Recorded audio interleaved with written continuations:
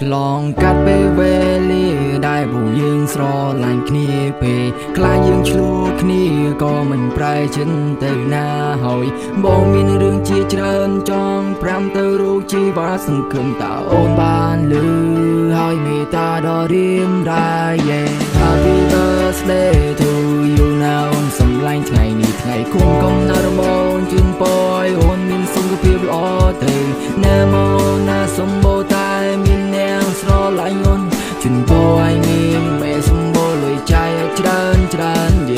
បងនេះគ្មានអ្វីឲ្យច្រើនលុយអ្នកផ្សេងតែក្តីស្រឡាញ់របស់បងចំពោះអូនគឺធំធេងជាងគេលើលោកនេះគ្មានអ្វីយកមកព្រៀបស្មើនឹងរូងបងឡើយសង្ឃឹមថាឆ្នាំនេះនឹងរកប្រាថ្នាអ្វីឲ្យសមដូចបំណងឲ្យបងនេះសុំតោះតែខលឆ្កនជាមួយនឹងបើលួយលាក់មានអ្នកថ្មីធ្វើទ្រង់មានដល់មកលេងយំរយយំទូទេបងនេះបាយឆ្វេងបាយខ្លាំងពេកស្មោកវិញនឹងហើយផ្សាយលើក្តីដល់ប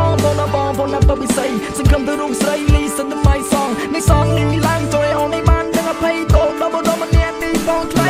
កាត់ពេលវេលាដែលពួកយើងស្រឡាញ់គ្នាពេលខ្លាចយើងឆ្លោះគ្នាក៏មិនប្រែចិនទៅណាហើយបងមានរឿងជាច្រើនចង់ប្រាំទៅរូបជីវ៉ាសង្ឃឹមតើអូនបានលឺ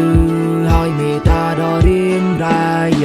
Happy birthday to you now អូនសំឡាញ់ថ្ងៃនេះថ្ងៃគុំកំណើតរបស់អូនជូនពរឲ្យអូនមានសុខភាពល្អទៅណាមកណាសម្បូរតែមានអ្នកស្រឡាញ់អូនជូនពរឲ្យមានមេសម្បូរលុយចាយឲ្យច្រើន